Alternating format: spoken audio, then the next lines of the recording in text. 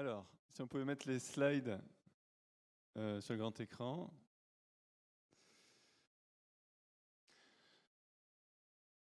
Donc, bonjour à tous et merci d'être tous venus vous lever ce matin pour remplir à bloc cet amphithéâtre.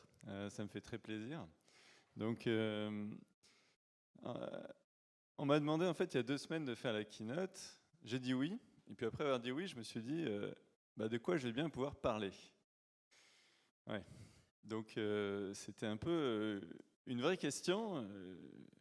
Et j'ai réfléchi un peu. Donc en fait, ce qui est intéressant, c'est que j'avais contribué, j'étais dans l'équipe d'organisation de la première Nuit du Hack. La première Nuit du Hack, c'était il y a 15 ans, c'était en 2003. On était une vingtaine dans un cybercafé à Paris. Il y avait des conférences, il y avait des challenges. Et donc je me suis dit, peut-être qu'on va leur parler de sécurité, on va leur parler de hacking, et on va essayer de voir qu'est-ce qui a changé. Est-ce qu'en 2018, on est plus sécurisé qu'en 2003 ? Ou même qu'en 88. Pourquoi 88 ? C'était pas il y a 15 ans, c'était il y a 30 ans. En 88, c'était un peu le premier événement de sécurité d'importance sur Internet.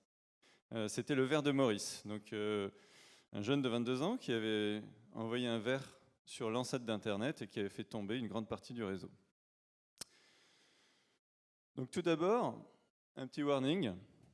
Donc ça, c'est le seul slide qui sera en anglais, pardon. Le reste sera en français. Ce que je vais dire là, c'est surtout un peu des idées que j'ai, des opinions personnelles. Donc c'est très débattable. Donc voilà, on pourra en parler après si vous voulez. Mais c'est très personnel. Donc voilà, donc je me suis un peu intéressé aux progrès réalisés en 30 ans. Et je me suis dit, ok, on va regarder le ver de Maurice par exemple. Donc le ver de Maurice, il exploitait par exemple une faille sur une interface de management des ordinateurs HP. La faille, comme vous le voyez, était très simple. On donnait un en-tête connexion contenant 29 lettres A majuscules, par exemple. C'était un buffer overflow, donc un dépassement de tampon où on pouvait écrire au-delà d'une zone mémoire allouée, très classiquement, pour écraser une autre variable. Cette variable disait est-ce qu'on est authentifié ou non.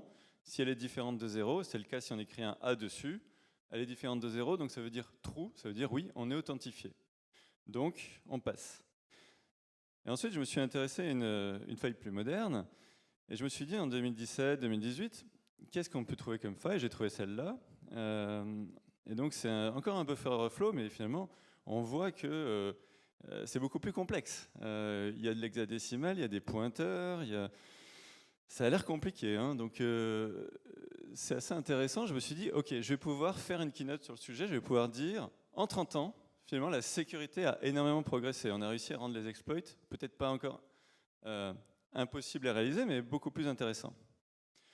Donc j'étais content, ma keynote allait pouvoir se faire. Et puis, j'ai réalisé qu'en fait, je m'étais trompé. Donc, déception. En fait, la première faille, j'ai confondu, elle date de 2017. Donc en 2017, oui, effectivement, on exploite finalement un buffer overflow de cette manière-là sur une interface de management qui donne en fait l'accès complet, c'est une sorte de backdoor par défaut sur les ordinateurs HP, sur les serveurs, qui donne un accès complet au système principal. Et évidemment, la deuxième faille, c'était le ver de Maurice. Donc là, je me suis dit, il y a un truc qui ne va pas, quoi. C'est quand même bizarre. En 30 ans, on simplifie l'exploitation des buffer overflow. Alors, je troll un peu, évidemment, on a mis plein de mitigations. En réalité, c'est devenu plus compliqué, mais quand même, dans le fond, est-ce que ça a vraiment changé ? Alors, du coup, je me suis un peu intéressé à Maurice, et j'ai vu qu'il avait un papa qui s'appelait aussi Maurice, forcément, mais qui avait le même prénom, Robert Maurice, et qui était Chief Scientist à la NSA, et qui avait édicté 3 règles d'or de la sécurité informatique à l'époque. Ces 3 règles d'or, vous les connaissez peut-être, c'est 1, ne pas posséder d'ordinateur, 2, ne pas allumer un ordinateur, et 3, surtout, ne pas utiliser un ordinateur. Et là, en 2018, donc la faille dont j'ai parlé sur HP a été publiée par Synactive, sur la base de recherche d'un chercheur de Synactive et d'un chercheur d'Airbus, et à ma connaissance, les recommandations qu'il y a dans cette advisory, c'est ne pas connecter ILO, donc le service vulnérable, à votre réseau, si le ILO finalement n'est pas utilisé. et ne pas exposer cette interface silo à un réseau qui ne serait pas de confiance. Donc là, bah, j'étais crushed parce que finalement, ça veut dire que je ne peux pas faire un talk parce qu'en fait, les recommandations en 2018, c'est finalement les règles d'or de Maurice de l'époque. Il faut débrancher tout. Alors j'ai quand même investigué un peu plus, j'ai regardé d'autres failles. Donc j'ai vu que finalement, on pouvait hacker des choses maintenant, de nos jours, avec des one-liners de manière assez simple. Donc Shell Shock en 2014, c'était en une ligne, on avait un accès Shell, parfois route distant. Puis en 2018, en fait, j'ai pris un site web d'exploits. J'ai regardé les 5 premiers exploits qui donnaient, donc très récents. Sur les 5, il y en avait 2, les 2 en dessous qui sont des one-liners. Et ce qui est inquiétant, c'est que d'une part, c'est des failles qui datent, connues. Donc la faille SSH, la ligne du milieu, c'est une injection de commande bash dans un username SSH. Une injection de commande bash, ça devrait plus exister, ça existe. Et celle d'en dessous, c'est un directory traversal. Donc on met point et on accède à une liste de sessions, par exemple. Donc c'est tout simple et ça existe encore. Et ça existe sur quoi? Dell EMC Recover Point, c'est finalement quelque chose de sensible, c'est des backups. C'est pour sécuriser son réseau. Cisco, ça fait de l'infrastructure réseau, ça fait du firewall. Donc tout ça, c'est des choses sensibles. On pourrait penser qu'on essaie de le sécuriser. Eh bien, pas forcément. Pas forcément. Du coup, pourquoi? Voilà. Donc là, j'étais en panne. Alors, je ne vais pas expliquer toutes les raisons de pourquoi on peut encore faire ce genre d'attaque. Et puis, c'est vrai que globalement, il faut quand même dire que la sécurité, on a réussi à faire beaucoup de choses, à bien progresser. Mais je vais juste citer 2 raisons, à mon avis. La première, c'est que la manière dont on sécurise les systèmes actuellement, c'est de rajouter des patchs, rajouter des mitigations, rajouter des solutions de contournement, essayer de rendre les attaques de plus en plus difficiles à réaliser, mais sans corriger les bases, qui sont des bases relativement friables, qui sont des systèmes qui ont des centaines de millions, voire des milliards de lignes de code, comme Linux ou Windows, et qui sont écrits en C, en C++, qui ont un certain design. Et finalement, tout ça, c'est des designs d'il y a plus de 30 ans, parfois, et qui n'intègrent pas, ne permettent pas de la sécurité un peu par défaut. Et la deuxième raison, c'est que les systèmes évoluent.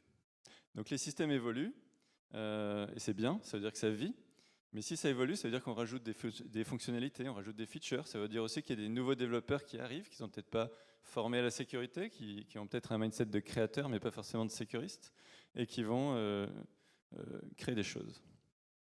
Et créer des choses avec peut-être, en répétant l'histoire sur les failles finalement qu'il y avait avant. Donc qui vont refaire des bugs qui sont connus en fait. Donc la question c'est finalement, est-ce qu'on peut empêcher ça? Est-ce qu'on peut s'assurer qu'un nouveau développeur qui arrive et qui veut programmer une application, un système, puisse le faire de manière sécurisée? Donc je me suis dit, pour ma keynote, je vais leur montrer peut-être. Je vais essayer de chercher si on peut avoir une sécurité comme ça un peu par défaut, un framework dans lequel on puisse placer les développeurs pour sécuriser les choses de base. Et donc, je vous propose d'entrer dans une petite quête pour voir si on pourrait avoir la sécurité à 100%, même si l'adage, bien sûr, dit que c'est pas possible. Mais est-ce qu'on peut trouver quand même une piste? Alors, un petit poll pour l'audience. La sécurité à 100%, ok, mais pourquoi faire? Donc, ma question est simple, elle s'adresse à vous. Est-ce que vous pensez qu'avoir une sécurité à 100%, c'est plutôt une bonne chose pour la société ou plutôt une mauvaise chose? Donc, voilà, c'est une question pour vous et je vous demanderai juste de ne pas répondre par rapport à votre envie personnelle de hacker les systèmes et donc de vous dire que finalement, vous n'allez pas vous amuser si c'est complètement sécurisé, mais de vous dire, ok, bon, je prends sur moi, tant pis. Si c'était sécurisé à 100%, ce serait plutôt bien, plutôt pas bien. Donc je demanderai à tous ceux qui pensent que c'est plutôt bien de lever la main. Ok, donc je ne vais pas compter, je vais faire au feeling. Ok, merci, baissez la main. Tous ceux qui pensent que c'est plutôt pas bien. Je dirais une très légère majorité sur le pas bien. Donc c'est à peu près équivalent, peut-être une très légère majorité sur le pas bien. Ok, c'est intéressant. Alors je vous propose quand même d'essayer d'explorer cette voie. La première piste que j'ai explorée, c'est la blockchain. Donc la blockchain, pourquoi? Parce qu'en fait, ce sont des gens qui sont des cryptographes et qui se sont dit comment on peut designer un système qui soit sécurisé par défaut. Donc par défaut, c'est exactement ce que je cherche. Donc on va mettre de la crypto et on va s'assurer finalement que ce qu'on peut faire, les échanges, les transactions qui peuvent se passer sur la blockchain vont être sécurisées. Et puis il y a des gens qui ont une idée intéressante, par exemple les gens d'Ethereum, qui se sont dit on va permettre d'exécuter des programmes arbitraires, donc mettre une sorte de machine de Turing via une machine virtuelle dans la blockchain. Donc dans le système de blockchain, on va exécuter ce qu'ils appellent des smart contracts. Donc ça c'est génial parce que je me suis dit je vais pouvoir parler de ça. Parce qu'en fait ça va sécuriser. Si finalement on met le développeur donc, de smart contracts dans un environnement comme ça complètement blindé et blindé de manière mathématique, ce sera sécurisé par défaut. Donc ce sera bien. Du coup je me suis intéressé à Ethereum. Et j'ai regardé leur white paper qui est en fait un yellow paper parce qu'il est sur fond jaune, ils appellent ça le yellow paper. Ça date de 2014, c'est assez récent. Et il est gros, hein, il y a pas mal de pages, mais il y a une petite ligne à un endroit. Et là, je me suis dit non, c'est mort, je ne vais pas pouvoir faire ça à ma keynote. Dommage. Donc, toute l'arithmétique est modulo 2 puissance 256, à moins qu'il soit indiqué différemment. Donc, que veut dire cette petite ligne? Pour ceux qui savent, bon, ça veut dire qu'à un moment donné, il existe un chiffre, un nombre. Si on ajoute 1, il passe à 0. Et inversement, s'il est à 0 et qu'on enlève -1, et là c'est pour ça que j'ai mis la petite référence à Supreme IoT ici, hein, qui est un smart contract vulnérable, si on enlève -1, ça passe à un nombre très grand. Donc ça, c'est pas du tout intuitif pour un développeur. C'est super intuitif pour un cryptographe, c'est super intuitif pour un développeur bas niveau, qui sait comment sont encodées les données dans le système et qui sait qu'effectivement un nombre, au bout d'un moment, il va devoir boucler parce qu'il est encodé sur un certain nombre de bits. Mais pour un développeur qui veut créer quelque chose, fournir un service, c'est pas du tout intuitif. Un autre exemple pas du tout intuitif, c'est SDIV, division signée. Donc la ligne du milieu de SDIV indique que s'il y a un certain nombre, -2 puissance 255, si on le divise par -1, il reste négatif, il reste égal à lui-même. Donc en gros, vous avez encore un truc pas du tout intuitif qui dit qu'un nombre négatif divisé par -1 reste négatif. Donc, ok, c'est pas du tout intuitif, donc c'est compliqué pour les développeurs. Ils ont fait une liste, d'ailleurs les gens d'Ethereum, de toutes les overflows, underflows, etc. qu'il y avait dans la machine virtuelle. Donc voilà la liste, donc c'est assez monstrueux. Et puis, des gens ont émis un avis là-dessus. Et leur avis, certains en tout cas, c'est ça. C'est quand vous écrivez du code critique, chaque opération arithmétique est potentiellement catastrophique. Donc, les développeurs de smart contracts devraient penser moins comme des développeurs web et plus comme des ingénieurs de l'aérospatiale. Donc, c'est un point de vue, je respecte ce point de vue. Néanmoins, on ne peut pas demander aux tout venants, aux développeurs lambda, entre guillemets, de penser, même à moi, quand on développe, on pense à créer, on ne pense pas comme à créer une fusée, quoi. Voilà. Donc c'est cuit. Et alors les gens d'Ethereum en sont relativement conscients. Hein. Ils en sont conscients pourquoi? Parce qu'il y a eu plein d'attaques. Hein. Il y a eu plein d'ICO qui ont été piratés. Je crois que 7% de l'argent des ICO des 2 dernières années a été détourné. En moyenne, il y a 5 failles par smart contract. Enfin voilà, ça a été extrêmement utilisé. Et donc ils ont cet issue, mais qui est toujours open, hein, pour essayer de fournir à la compilation des warnings. Voilà, on n'est pas encore à par design empêcher les integer overflow. Pourtant, ce serait possible hein, d'empêcher ça hein, par design. Bon, du coup, j'étais un peu cuit et je me suis dit, quel serait le Graal du coup? Est-ce qu'il existe un Graal de la sécurité? Est-ce qu'on va pouvoir trouver cette sécurité à 100% d'une autre manière? Donc j'ai oublié la blockchain et je me suis dit, dans ma keynote, je vais parler de la preuve mathématique. Donc ça, c'est un peu le sacro-saint objectif de la sécurité, puisque si vous arrivez à prouver un système, donc il faut créer des spécifications, et il faut prouver ces spécifications, il faut prouver le modèle, vous êtes sûr qu'il fonctionne correctement. Et donc la sécurité à 100%, c'est gagné. Sauf que, en creusant un peu ça, je me suis rendu compte qu'il y avait quand même quelques soucis. Déjà, de base, mathématiquement, il y a des problèmes, hein. La décidabilité, ça nous dit qu'on ne peut pas avoir un programme qui va analyser d'autres programmes et qui va pouvoir, dans le cas général, vous donner des informations sur des propriétés de ce programme.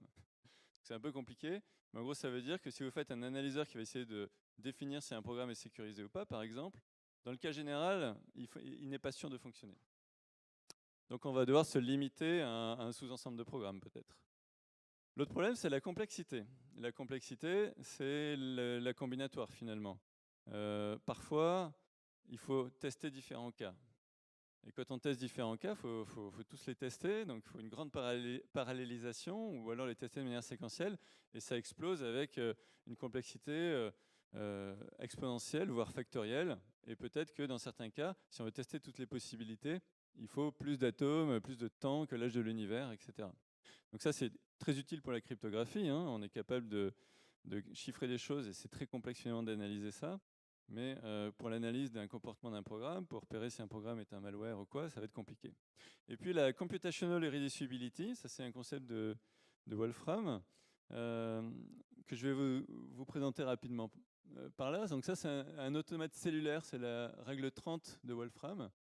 Donc les règles sont indiquées en haut et puis chaque ligne c'est une étape de l'automate cellulaire. Donc c'est un peu le jeu de la vie pour ceux qui connaissent. Et qu'est-ce qu'on voit? On voit que si on simule le programme au début, il est assez simple, il a l'air relativement régulier. Donc on sent que on peut peut-être abstraire quelque chose de ça et dire par exemple à la ligne 10 000, voilà l'état que va prendre le programme. Pourquoi ce serait intéressant de pouvoir dire ça? Parce que ça nous évite d'avoir à simuler le programme jusqu'à la ligne 10 000, ce qui va prendre beaucoup de temps. Le problème, c'est que finalement, même si les règles de cet automate cellulaire sont très simples, ce qu'on se rend compte quand on déroule finalement les calculs, c'est que donc, sur toute la partie gauche, ça a l'air assez régulier, on a l'air de pouvoir prédire et pouvoir créer une fonction qui dit à la ligne 10 000, voilà ce qu'il y aurait à gauche. Par contre, sur toute la droite, on voit qu'il y a une structure, il y a une sorte de régularité, mais en même temps, il y a de la stochasticité, de l'aléatoire. Et en fait, on ne va pas pouvoir le prédire, on ne va pas pouvoir réduire ce calcul, pourtant très simple. Pour savoir ce qu'il fait, on va être obligé de le simuler, de l'exécuter. Et donc ça veut dire quoi? Ça veut dire qu'on va avoir du mal à se débarrasser dans nos analyses mathématiques de situations complexes qui vont prendre énormément de temps de calcul et qui seront peut-être irréalisables. Alors en pratique, il y a encore d'autres problèmes. Les spécifications déjà. Donc c'est quoi des spécifications? Parce que finalement, pour savoir si on est sécurisé, il faut savoir par rapport à quoi. Donc souvent elles n'existent pas, donc il faut les créer, mais est-ce qu'elles couvrent les besoins? Est-ce qu'elles sont prouvées? La confiance. Donc ça fait très longtemps qu'on sait que c'est pas sûr qu'on puisse avoir confiance, donc il faut prouver notre prouveur, parce qu'il peut être backdooré, prouver le compilateur, prouver toute la chaîne, prouver l'environnement d'exécution, le réseau, le serveur, tout prouver quoi. Et prouver aussi l'implémentation de tout ça. Donc on peut prouver un modèle, mais si l'implémentation finalement a des petites différences par rapport au modèle, on va rien pouvoir faire. Donc, et même si elle est prouvée, est-ce qu'elle est immutable? Quelqu'un l'a peut-être modifiée, hein. Les interactions avec l'environnement sont également un vrai souci. Est-ce qu'on a intégré dans le modèle, qu'on veut prouver mathématiquement, les interactions de l'environnement? Donc il y a des humains qui vont faire des choses. Il y a d'autres systèmes avec lesquels on communique, il y a des API, il y a d'autres processus qui tournent sur la même machine, etc. Tout ça interagit, et si on prend le système au plus large niveau, il faut tenir compte de tout, de l'environnement physique, de la température, des rayons cosmiques qui vont peut-être arriver, des choses comme ça. Et comment on peut prouver ça mathématiquement? Ça va être assez compliqué. Les Word Machines, donc c'est un concept qui a été un peu popularisé récemment par Halvor Fleck. C'est le fait finalement qu'un système peut se comporter d'une manière qui n'est pas prévue dans son modèle. Et puis tout ça, comme je l'avais dit tout à l'heure, évolue dans le temps. Et à chaque fois qu'on change un bit d'un programme, toute la preuve est à refaire. Donc ça, c'est quand même un souci. Et enfin, le dernier souci, c'est le changement de paradigme. On peut avoir tout prouvé, mais on a peut-être oublié quelque chose. Et comment on peut prouver qu'on n'a rien oublié? On ne peut pas prouver qu'on n'a rien oublié. En tout cas, ça va être compliqué. Et donc, il y a des choses qu'on ne sait pas prouver. Et là, c'en est un exemple. Est-ce qu'on aura pensé, par exemple, quand un streamer stream sur Twitch, quand un présentateur fait une presse, quand quelqu'un utilise son ordi, que il va peut-être, un hacker a peut-être essayé de réinitialiser son compte et que ça va peut-être apparaître à la vue de tous, par exemple, le code. Voilà. Donc ça, c'est des exemples de changement de paradigme. Il y en a plein d'autres, j'ai parlé des rayons cosmiques, mais Rowhammer qui permet de flipper un build, les attaques de cache, Spectre, Meldon, etc. J'avais également trouvé en 2005 des attaques où on pouvait se recouvrir le stack et le heap d'un processus. Tout ça, un programme qui est super sécurisé, qui est prouvé. S'il n'a pas pris en compte que potentiellement dans son modèle, les invariants du modèle pouvaient être, certains invariants n'étaient peut-être pas vérifiés, comme le stack et les heap qui se recouvrent, et ben c'est la catastrophe et ça ouvre des failles de sécurité. Alors il y en a quand même qui ont essayé, voilà. Donc ça c'est un exemple, DeepSpec, des universitaires qui ont déjà créé leur plan d'action. Donc ça c'est leur plan d'action sur comment on va tout prouver, du compilateur, du processeur, jusqu'à l'application, jusqu'à la base SQL, etc. Voilà, donc je ne sais pas ce que vous en pensez. Moi, je trouve que ça va être dur. Hein. Ça va être dur. Qu'est-ce qui pourrait mal se passer? Du coup, voilà, j'étais ennuyé pour ma keynote. Et puis là, je me suis dit, mais en fait, Gaël, tu travailles maintenant dans l'intelligence artificielle. Tadam! Donc ça, c'est la solution, en fait. C'est l'intelligence artificielle. Pourquoi c'est la solution? Parce que l'intelligence artificielle, et notamment les réseaux de neurones, euh, maintenant, n'ont plus à simuler l'ensemble du programme ou à analyser tous les cas possibles ou à rentrer dans des calculs complexes. Ils vont faire du coup un changement de paradigme. Ils vont travailler différemment. Ils vont essayer de repérer des corrélations que les humains n'auraient pas repérées dans une masse de données et le faire de manière hiérarchique. C'est-à-dire qu'on peut créer des features, on peut corréler des choses et puis derrière, on peut faire des corrélations sur ces corrélations, puis des corrélations sur ces corrélations, etc. Et donc, par exemple, si je prends l'exemple du temps qui fait, hein, du Weaver, on a des supercalculateurs très performants qui font des calculs avec des teraflops, etc., d'opérations pour simuler le comportement de l'atmosphère. Et maintenant, on est en train de mettre en place finalement des outils aussi d'IA, de machine learning, qui, en ayant besoin de beaucoup moins de calculs, vont repérer des interactions et savoir que, par exemple, s'il y a un nuage là, une masse ici, une température comme ça, eh ben, il y aura une bonne probabilité qu'il pleuve à tel endroit. Et donc, c'est cool.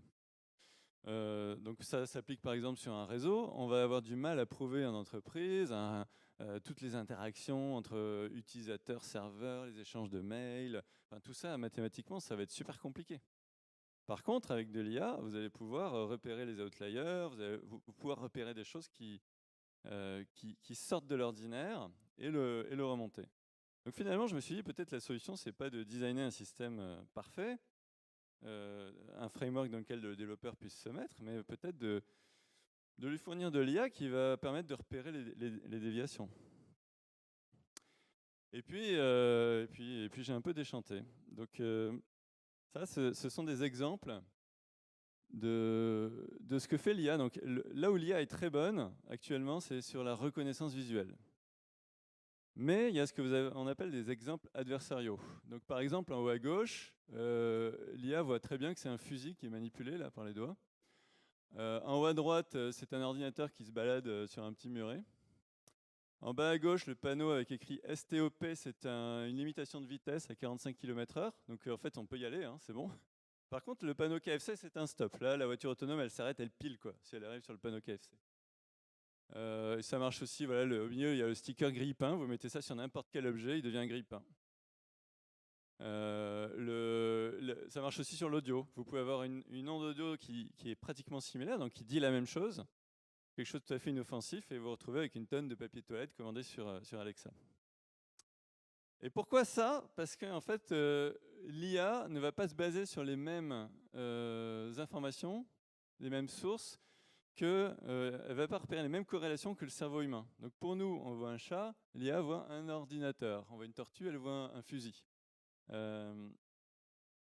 Donc la solution, parce que j'essaie toujours de trouver des solutions, je n'ai pas perdu espoir, la solution, ce serait peut-être finalement de faire en sorte que l'IA fonctionne comme le cerveau humain, que l'IA arrive à trouver finalement les mêmes corrélations que nous, comme ça on serait synchronisé. Donc là je me suis dit, mais attends Gaël, si ça se trouve le cerveau humain il est vulnérable aussi. Et donc j'ai effectivement trouvé ça. Donc ça c'est intéressant. Alors je ne sais pas si ça rend depuis loin. Est-ce que vous trouvez que les lignes bleues horizontales sont parallèles ou est-ce qu'elles ont des angles différents? Qui voit des angles différents? Ok, donc ça marche. Donc en fait, elles sont parallèles. Donc ça paraît fou. Elles sont parallèles et un moyen de le voir, c'est de flouter l'image. Donc si je floute un peu l'image, elles sont un peu moins angulaires. Et si je floute encore plus, elles sont parallèles. J'ai rien changé à l'angle, hein, si je refais. Voilà, hop, hop, hop. Donc le cerveau, il n'est pas si ouf que ça. Et on a trouvé en fait 188 biais cognitifs dans le cerveau actuellement. Donc là, je me suis dit, Gaël, c'est mort. Pas de keynote. C'est pour ça que j'ai mis ceci n'est pas une keynote au début. Ça va pas être possible. Donc, en fait, rien n'est sécurisé, rien n'est prévisible. Voilà. Donc c'est un peu la conclusion que j'ai eue. On est cuit, quoi. Mais alors, est-ce que c'est bien ou est-ce que c'est pas bien? Avant de se poser la question et de revenir à cette question-là, je voudrais noter quelque chose. Dans la vie, en fait, tout est calcul. Et si tout est calcul, quelque part, tout est programme aussi. Donc ça, ce sont des exemples de structures biologiques qui implémentent des calculs. Donc en haut à gauche, c'est une sorte de chou-fleur, je ne sais pas, qui implémente un peu des fractales et le nombre d'or. Et puis les coquillages qu'on voit là, vous vous souvenez de l'automate cellulaire avec la règle 30 que je vous ai montré? Eh bien, il existe des structures biologiques qui implémentent cet automate. Donc c'est assez marrant. Et si on va plus loin, on se rend compte que tout est interaction, donc tout est calcul. Donc tout ce qu'il y a dans la vie, à tous les niveaux, que ce soit au niveau du cosmos, de l'univers, que ce soit au niveau de la mécanique quantique, que ce soit au niveau du cerveau, des protéines, au niveau des réseaux sociaux, dans les interactions entre les gens, les racines des arbres, les arbres communiquent. Tout ça, ce sont des interactions. Et ces interactions calculent des choses. Et ces calculs atteignent un seuil de complexité qui finalement n'est pas très élevé, mais qui, en itérant le calcul, génère des choses qui ne sont pas prévisibles, donc pas sécurisées finalement.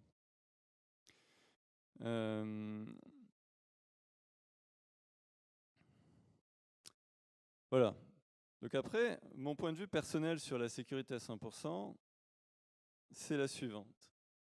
C'est qu'en fait, si on sécurise tout, on fiche tout. Parce que par définition, à partir du moment où on commence à faire évoluer un système, on va ouvrir des interactions. Il faut quand même un peu de temps pour être sûr que le système fonctionne bien. Et il faut pouvoir tout couvrir. Donc en fait, ce n'est pas un peu de temps, c'est un temps quasiment infini pour s'assurer qu'un système physique, biologique, programmatique et humain fonctionne parfaitement. Donc en fait, il y aura toujours des interactions qui ne seront pas prévues. Il y aura toujours des choses qu'on ne va pas pouvoir imaginer, mais qui vont être possibles. Et en fait, c'est là où se passe la créativité. C'est dans ces espaces qu'on peut apporter quelque chose. Et c'est un peu, à mon sens, le rôle du hacker. Le rôle du hacker, ça va être de trouver ces interactions-là, de sortir un peu de la règle, sortir de ce qui est prévu par le système pour générer de l'innovation et des choses intéressantes. Si tout était sécurisé, finalement, tout serait donc prévisible. Et si tout est prévisible, on n'aurait pas la pénicilline, le caoutchouc, le four à micro-ondes, enfin plein de choses très utiles qui ont été en fait découvertes par hasard, par des interactions. Par exemple, la pénicilline, voilà, on connaît tous l'histoire. Il a posé son petit verre, et puis il y avait son voisin de paillasse qui faisait une expérience sur la pénicilline, lui il faisait une expérience sur les Fleming, sur des staphylocoques, et puis ils sont un peu foirés, et il y a une interaction en fait entre la pénicilline qui avait à gauche et la staphylocoque à droite, et là il s'est rendu compte que ça tuait les staphylocoques. Voilà, ce type d'interaction non prévue, c'est ça qui fait avancer la science, et c'est ça qui fait avancer le monde. Donc en conclusion, Hack the Planet, c'est pour ça que vous êtes là. j'espère. Je dis planète parce que finalement tout est calcul, donc c'est pas juste hack les systèmes, hack l'informatique, mais c'est hack tout, hack la physique, hack la biologie. Et dans hack, j'entends apporter quelque chose d'intéressant, apporter une individualité, apporter un état d'esprit hacker, parce que c'est cet état d'esprit de chercher finalement les comportements différents qui va apporter quelque chose au monde et à la société. Et ça, c'est possible justement parce qu'on ne peut pas tout sécuriser.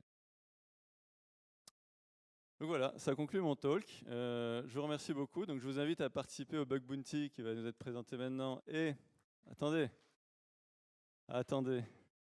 et au Wargame, histoire de hacker un petit peu. Et je vous donne rendez-vous à 14 h pour la surprise du chef. Merci. Là, vous pouvez applaudir. Merci beaucoup pour cette keynote, très intéressant. Ça montre, je pense, ça fait une très bonne ouverture sur ce que vous allez avoir un petit peu aujourd'hui. Vous allez avoir des sujets crypto, vous allez avoir des sujets système, vous allez avoir aussi des sujets un petit peu novateurs. C'est vrai qu'en 15 ans, il y a pas mal de choses qui ont changé. Quand tu posais la question de qu'est-ce qui a changé, puisqu'on a créé la nuit du hack ensemble avec Polo, Extreme Blue et d'autres aussi. Et qu'est-ce qui a changé en 15 ans? C'est notamment le fait qu'aujourd'hui, on est à la Cité des Sciences, quand on a commencé à l'époque dans un cybercafé, surveillé par la police qui ne savait pas trop ce qu'on faisait, presque à se faire arrêter pour certains. Et donc, on a beaucoup évolué en termes de mentalité. Aujourd'hui, la sécurité informatique, le hacking, c'est devenu une expertise reconnue d'intelligence, et non plus seulement la compétence d'un truand et d'un criminel. Des journalistes, moi, s'étaient tournés vers moi en me disant « Mais monsieur, pourquoi est-ce que vous enseignez le hacking? N'avez-vous pas honte d'enseigner aux gens comment pirater ?» Je leur explique, attendez, excusez-moi, mais si les gens ne comprennent pas ce qu'est un virus, comment vont-ils faire pour choisir un antivirus cohérent? N'importe qui va vous vendre n'importe quoi, vous êtes une victime des systèmes marketing, vous ne savez même pas ce que vous achetez ni pourquoi vous l'achetez. Donc ce qu'on fait depuis le début, c'est de l'éducation, c'est d'apprendre aux gens à bien comprendre les phénomènes techniques, que ce soit par curiosité, donc on peut survoler le sujet, on peut rentrer en profondeur dedans. Et je voulais partager avec toi une petite recherche que j'avais effectuée. Je ne sais pas si tu connais le pigeonhole principle en compression, le principe du trou de pigeon. En compression, en fait, on dit qu'il y a un moment donné où la donnée, vous ne pourrez plus la compresser. Une donnée notamment aléatoire. Alors vous pourrez toujours trouver un petit algorithme qui va la réduire, mais à un moment donné, il y a un moment donné où l'état de la donnée est tellement aléatoire que vous ne pouvez plus compresser la donnée. Et c'est assez frustrant. Et moi, je cherchais à contourner ce principe de pigeonhole principle, alors que les mathématiciens disent que c'est impossible à faire et que tous ceux qui ont essayé sont juste des fous dans leur tête, en fait. C'est vrai qu'il y en a qui ont dit oui, j'ai trouvé l'algorithme qui permet de compresser 1 kilooctet sur 2 bits. Bon, il ne faut pas longtemps pour comprendre qu'il y a un problème. Si vous connaissez les checksums, vous savez qu'un checksum ne vous permet pas de retrouver la donnée originale à moins de tester toutes les combinaisons. Et encore, vous avez des collisions. Donc en fait, il y a une infinité de bonnes combinaisons pour un même checksum. Et bien pourtant, j'ai réussi à trouver le moyen de compresser de la donnée et de l'envoyer sur le réseau, de la donnée parfaitement aléatoire qui normalement aurait dû être incompressible. Merci. Et comment est-ce que j'ai fait? Alors, je n'ai pas violé le principe de la loi mathématique. D'accord? Je ne suis pas en train de vous dire ça. Ce que j'ai fait simplement, c'est que entre ce que dit une théorie mathématique et son applicabilité dans le monde réel, il y a des différences et des choses qui, dans la technique, peuvent nous aider en fait à contourner ces problèmes mathématiques. Qu'est-ce que j'ai fait? Tout simplement, je suis parti du principe que l'information qui donc du binaire, des 1 et des 0, plutôt que de l'envoyer sous forme de signal sur le réseau, je vais utiliser le temps dans mon algorithme pour marquer en fait ces 1 et ces 0. Donc plutôt que d'envoyer 1 et 0, je vais envoyer 1 et je vais attendre. Donc si vous êtes sur un réseau où le lag est imprédictible, ça ne marche pas. Si vous êtes sur un réseau où le lag est parfaitement constant, c'est-à-dire sur un réseau par exemple en fibre optique, sans routeur intermédiaire, etc., et bien là, vous allez pouvoir faire ça. Et vous allez pouvoir dire, bah, mon 0, en fait, ça vaut une demi-seconde, le 1 vaut une seconde, etc. Et en faisant ça, vous créez un système binaire, vous passez à un système ternaire, 0, 1 et une variable de temps, et en utilisant les algorithmes adéquats, on peut, et en faisant rebondir l'information plusieurs fois, réduire n'importe quelle information aléatoire sur jusqu'à 2 bits. C'est pas impressionnant. J'ai publié l'article à l'époque anonymement sur un forum de cryptographie et aucun... Bon, j'ai eu des retours, bien sûr. Ah oui, mais tu passes sur un système ternaire, etc. Mais la réalité, c'est que ça marche. Voilà. Donc, en pratique, avec les technologies, il faut savoir penser un peu out of the box, donc j'ai pas violé la loi mathématique. Par contre, j'ai réussi à trouver d'autres moyens de faire en sorte que, malgré tout, en termes, si on doit compter le nombre de kilobits que j'ai envoyé, eh bien oui, j'ai réussi à envoyer moins en compression qu'une donnée aléatoire, et avec ce qu'on appelle une lossless compression, c'est-à-dire que je restaure la donnée avec une garantie à 100% qu'on a la donnée originale. Voilà, donc c'est juste ce genre de petites choses, quand tu parlais d'équations mathématiques, qu'il faut retenir aussi. C'est important de bien maîtriser les mathématiques, c'est aussi important d'avoir une intuition de la technique, des outils avec lesquels on travaille.